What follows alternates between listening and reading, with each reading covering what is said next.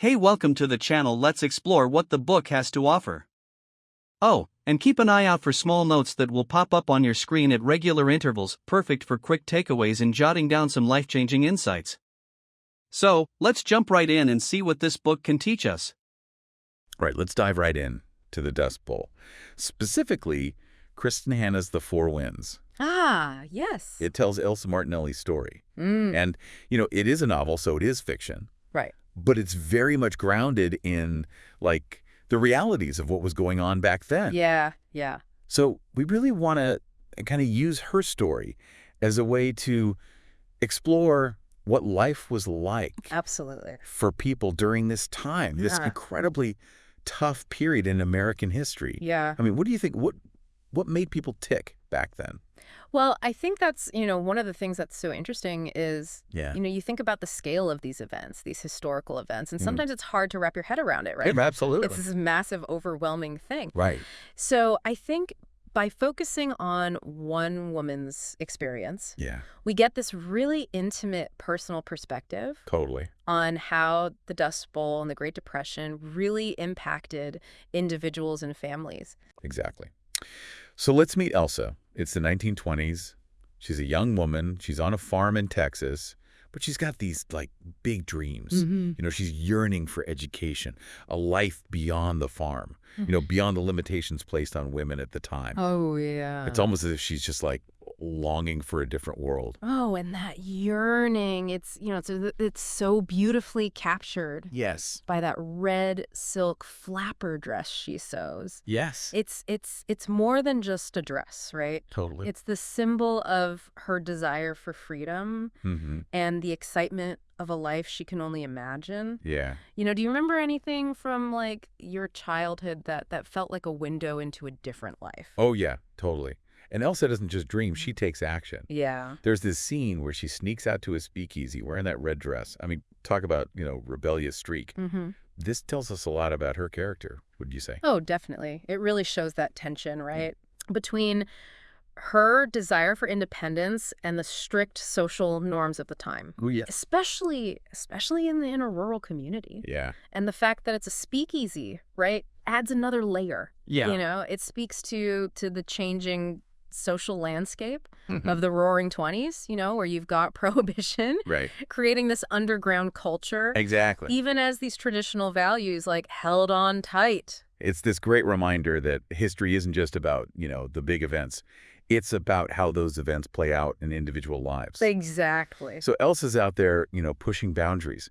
But then comes love, or at least what she thinks is love. Right. She meets this guy, Rafe, and it's a whirlwind romance that ends in a forced marriage. Ooh. It's Yeah. It's rough. It's it really is a reminder of the limited choices and lack of control that women often faced. Yeah. And you have to remember, this is a time when discussions about sex and relationships were taboo, particularly for young women in rural communities. Yes. So Elsa's experience, really highlights this vulnerability, and it's a harsh reality check. Totally. After her dreams of freedom.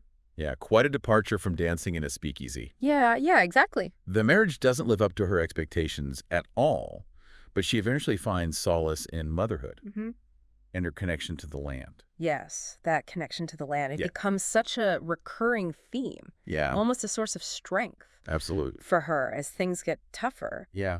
It's almost as if, the land itself embodies the resilience that she's going to need to draw on. And boy, is she going to need it. Because this is when the Dust Bowl starts to take hold. And it's not just a drought. I mean, this is an ecological disaster that devastates the farm, the entire community. I mean, can you imagine the fear and desperation as the crops fail, the livestock suffer? Yeah.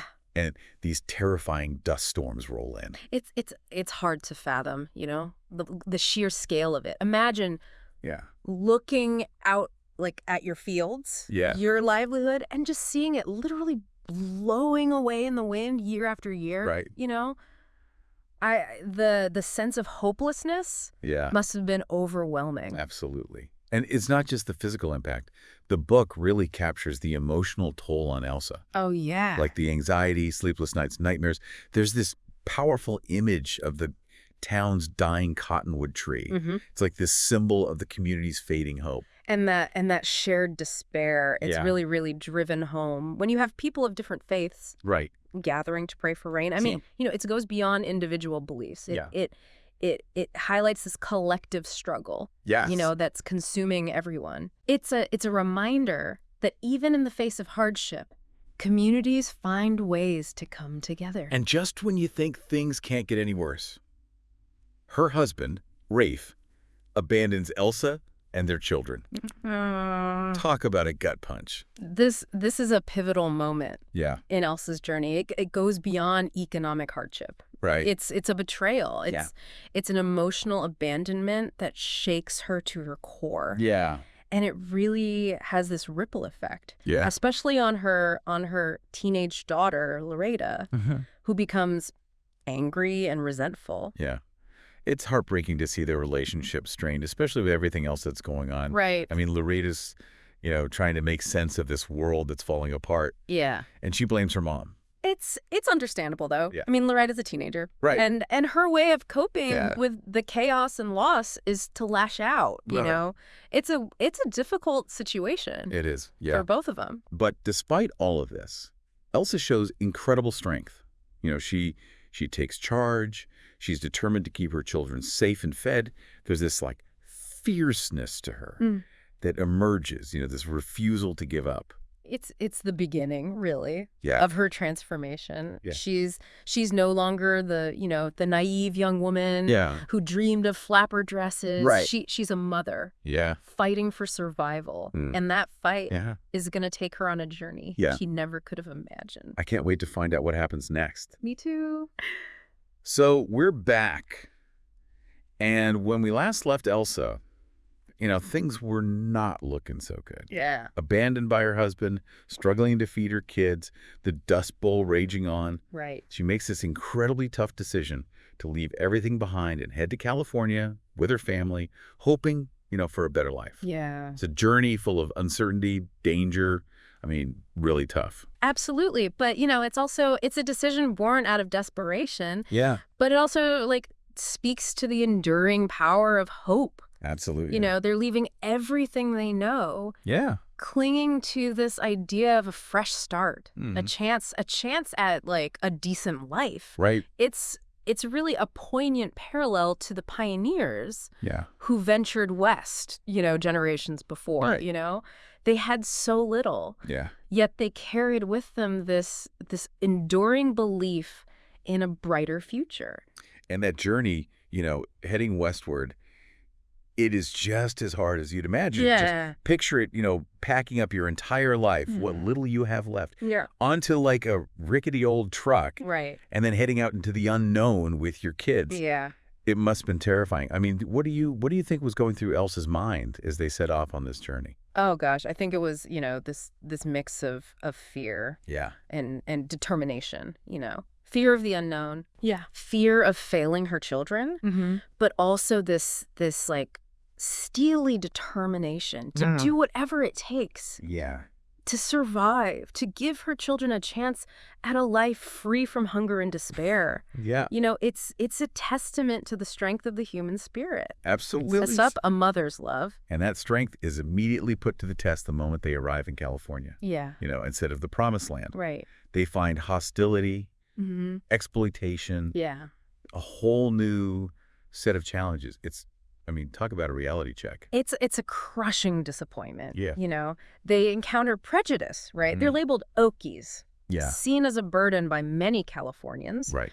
Jobs are scarce. Yeah. Wages are low. They find themselves living in squalid migrant camps. Yeah. Constantly on the verge of starvation.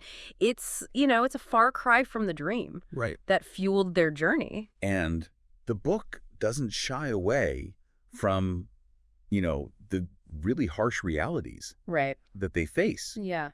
They struggle to find work. They experience this dehumanizing treatment at relief offices. And they're constantly worried about where their next meal is going to come from. Yeah.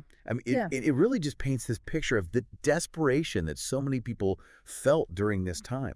And it highlights these like systemic issues at play, right? But it's not just about individual misfortune. It's about like the exploitation of migrant workers, the lack of like social safety nets, and these deep-seated prejudices that kept people trapped in these cycles of poverty. You know, it's a reminder that even in a land of opportunity, you know, the system, it wasn't designed to help everyone equally. And so in the middle of all this hardship, Elsa, she finds some solace, some comfort in kind of an unexpected place, right? Yeah. She connects with these other women. Yeah. In the camps. Yeah. John, Nadine, and Midge. Right.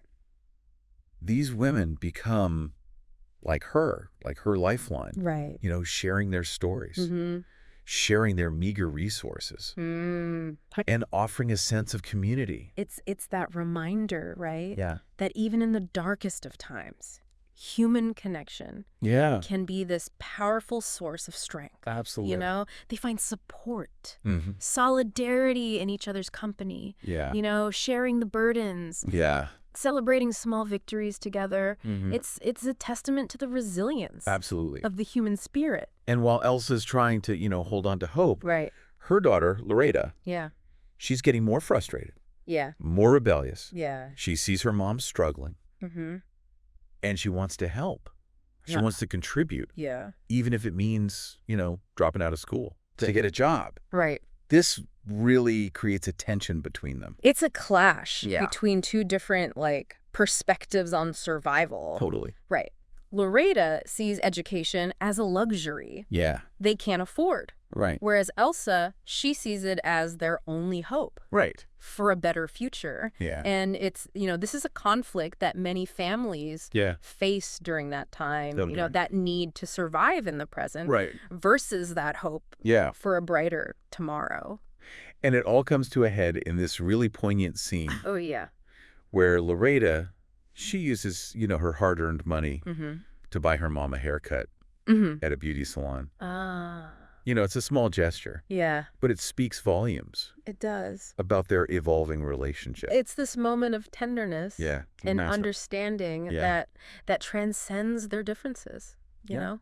Loretta, despite, like, her anger, her frustration, you know, she's still a child who wants to care for her mother, see her happy. Yeah. And for Elsa, it's, you know, it's that reminder that even amidst hardship, there's still beauty and love to be found. But the, you know, that little bit of hope, it's short-lived. Yeah.